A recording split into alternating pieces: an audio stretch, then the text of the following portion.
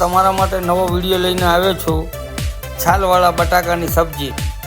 એક તપેલી લેવાની, એની અંદર 1 ચમચો ઓઇલ નાખી દેવાનો અને ગરમ કરવાનું। આવી રીતે મોટા મોટા છાલવાળા બટાકા કટિંગ કરી નાખવાના, આ ટાઈપના। મિત્રો, તેલ ગરમ થઈ જાય એટલે એની અંદર રાઈ નાખી દેવાની, 1 થી 1.5 ચમચી। રાઈ તતરી જાય એટલે જીરું નાખી દેવાનું અંદર, હિંગ નાખી દેવાની 1 ચમચી। આ શાકની અંદર હિંગ વધારે જોઈએ અને બટાકા નાખી દેવાના। બટાકાને આવી રીતે સાંતળી નાખવાના। મરચું નાખી દેવાનું, લાલ હળદર નાખી દેવાની।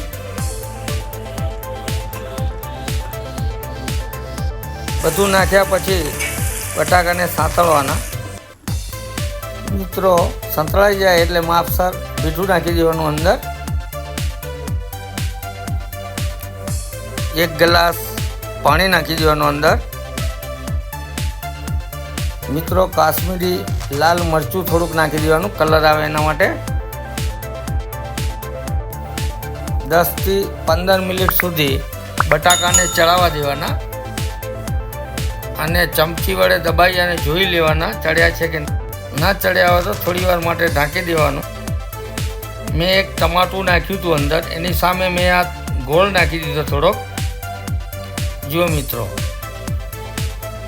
શાક ચડી અને એકદમ રેડી થઈ નહીં, કોઈ ગરમ મસાલા અને મસાલા ઓછા અને સબ્જી એકદમ ટનાટન બનશે। ચડી ગયા પછી સબ્જીને ઘટ કરવા માટે થોડા બટાકાને આવી રીતે તોડી નાખવાના, જેથી સબ્જી ઘટ થશે।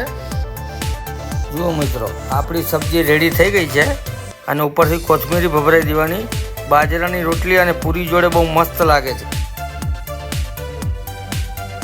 મારી ચેનલ ઉપર તમે નવા હોય તો સબસ્ક્રાઈબ કરવાનું ભૂલતા નહીં અને મારો વિડીયો તમને સારો લાગે તો લાઈક કરવાનું ભૂલતા નહીં મિત્રો, અને શેર કરવાનું ભૂલતા નહીં। નમસ્કાર મિત્રો।